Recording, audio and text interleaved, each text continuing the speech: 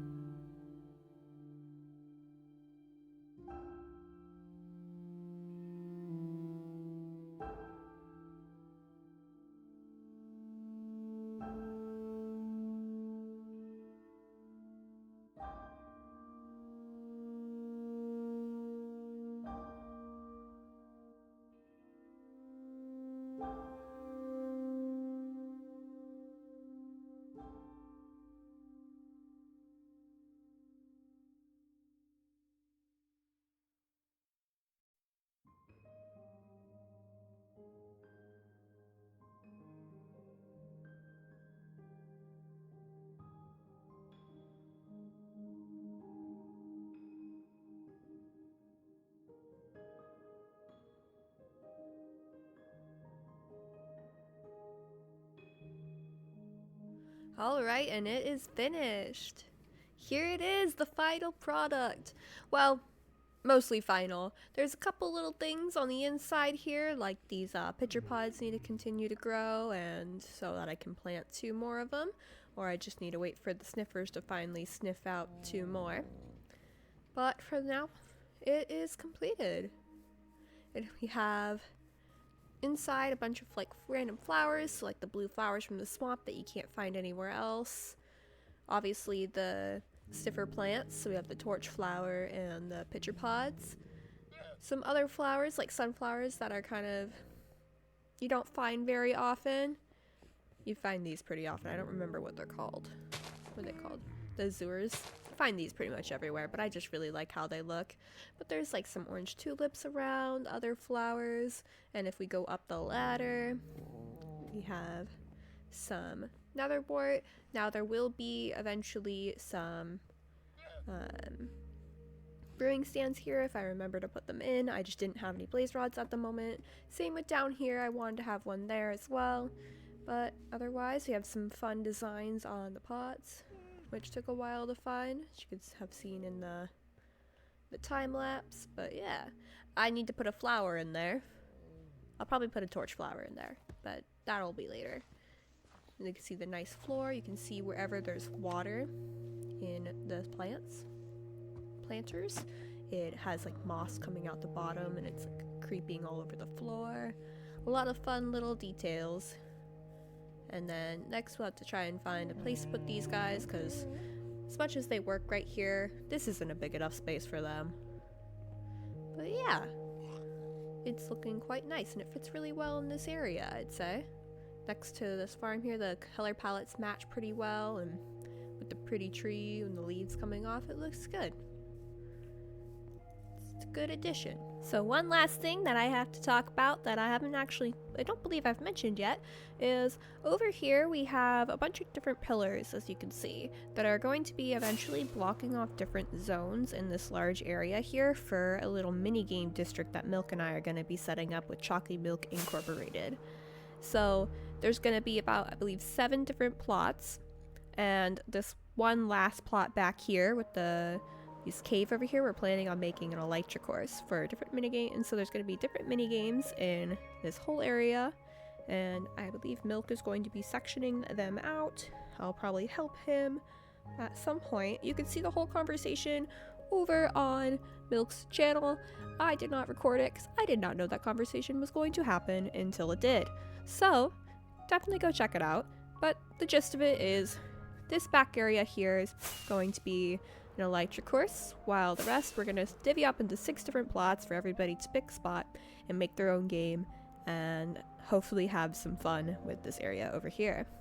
It should be very interesting to see what happens. I have an idea for what I would like to do, but you will find out about that at a later date. For now, I'm going to fly back home and thank you all for watching. This is a very bad view, but you know what? That's okay. Thanks for watching. Make sure if you like the video to like and subscribe, and stick around for more because I got some big plans with not only the minigame district, but if I just fly over this end over here, this big area over here, I plan to make a nice big old fishing village, I believe is what the idea is, like a big boat over here and a lighthouse, and there's lots to do and lots to plan. So, thank you for watching. Bye!